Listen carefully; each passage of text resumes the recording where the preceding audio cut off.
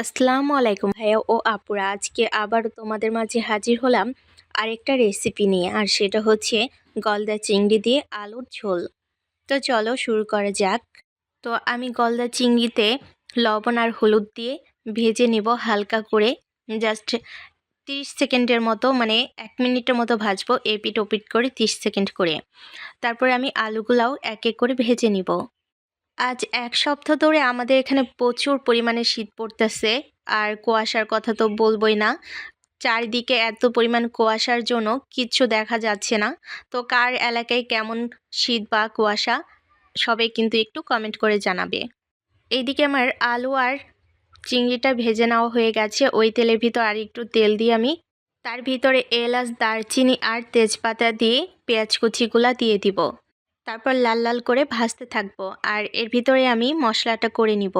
পেঁয়াজটা আমার ভাজা হতে থাক। আর এদিকে মশলাতে আমি নিয়ে নিচ্ছি রসুন, আদা, জিরা আর কয়েকটা কাঁচামরিচ।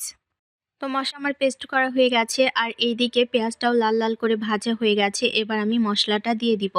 মশলাটা দেওয়ার পরে একটু নাড়াচাড়া করব, মানে মশলার যে পানিটা থাকে ওটা শুকিয়ে ফেলব। তারপরে দিয়ে দিব শুকনা মশলাগুলা, মানে লবণ, হলুদের গুঁড়া, মরিচের গুঁড়া। তো এগুলা দিয়ে একটু নাড়াচাড়া করে আমি পানি দিব। পানি দিয়ে মশলাটা আমি 4 থেকে 5 মিনিটের মতো ভালোভাবে কষিয়ে নিব। মশলাটা আমার কষানো হয়ে গেছে। এবার আলুগুলা দিয়ে অল্প একটু পানি দিয়ে আমি আলুটা কষাতে থাকবো। শীতের মজা তো শীতই, তাই না? শীতের দিনে যদি শীত না থাকে তাহলে কি আর ভালো লাগে? আর এই শীতের দিনে মাটির চুলাতে বসে রান্না করতে কিন্তু অনেক মজা লাগে, মানে গরম গরম লাগে। শীতটা অতটা বোঝা যায় না। আর এইদিকে কথা বলতে বলতে আমার আলুটা কষানো হয়ে গেছে। এবার চিংড়িগুলা দিয়ে দিব। চিংড়িগুলা দিয়ে 3-4 মিনিটের মতো নাড়াচাড়া করতে থাকবো। এবার ঝোলের পানিটা আমি দিয়ে দিব। আর ঝোলের পানিটা আমার বলক চলে আসছে। তো এবার আমি ভেজে রাখা জিরের গুঁড়াটা দিয়ে দিব। দিয়ে নাড়াচাড়া করে নামিয়ে নিব। আর এটাই হচ্ছে আলু চিংড়ির ফাইনাল লুক।